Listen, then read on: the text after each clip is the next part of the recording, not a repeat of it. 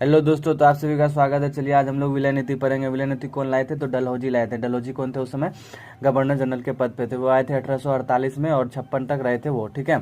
उनका विलय नीति का कहना था कि अगर शासक की मृत्यु हो जाती है और उसका कोई संतान नहीं है तो उसके रियासत को क्या कर लिया जाएगा? हड़प लिया जाएगा, ठीक है।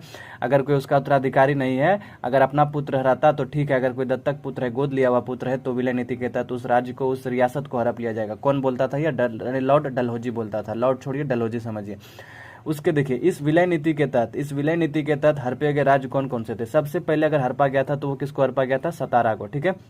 उसके बाद संबलपुर को, उसके बाद उदयपुर को दोस्तों, उसके बाद नागपुर को, उसके बाद झांसी को और सबसे अंत में अवध को। तो क्वेश्चन 2 आता है कि हड़पे गए पहले राज्य कौन थे? तो सतारा था विलय नीति के तहत। और हड़पे गए सबसे अंतिम राज्य कौन था? अंतिम रियासत कौन था? तो अवध था, ठीक है। कुशासन सिद्धांत द्वारा इसको हड़पा गया था। कुशासन सिद्धांत क्या था दोस्तों? किस पर आरोप लगाया गया कि अवध की जनता नवाब से खुश नहीं है, अवध की जनता को आजाद करने हेतु अवध पर कब्जा किया है मैंने, ठीक है। उस समय जो तत्कालीन शासक थे वाजिद अली शाह थे, उनका उत्तराधिकारी पुत्र भी था, फिर भी उन्होंने उस पर कुशासन सिद्धांत द्वारा उसको हड़प लिया। मतलब विलय नीति का ये तो कहना था कि उसका नहीं रहेगा तब हड़पेंगे, लेकिन इसमें क्या था दोस्तों कि पुत्र इसका था, उत्तराधिकारी पुत्र था, फिर भी वाजिद अली शाह क्या किया कि जबरदस्ती कि कुशासन का आरोप लगा दिया। तुम अच्छे से शासन नहीं कर रहे हो, तुमको शासन करने नहीं आता, तुमसे जनता नाराज है, इसलिए तुम्हारे राज्य को हम हड़प रहे हैं दोस्तों। तो इस तरह से विलय नीति के तहत है, ठीक है। ये सारा याद कर लीजिएगा कौन कौन है। सतारा है, संबलपुर है, उदयपुर है, नागपुर है, झांसी है, अवध है, ठीक है। सबसे अंत में अवध, सबसे पहले सतारा, ठीक है दोस्तों। धन्यवाद।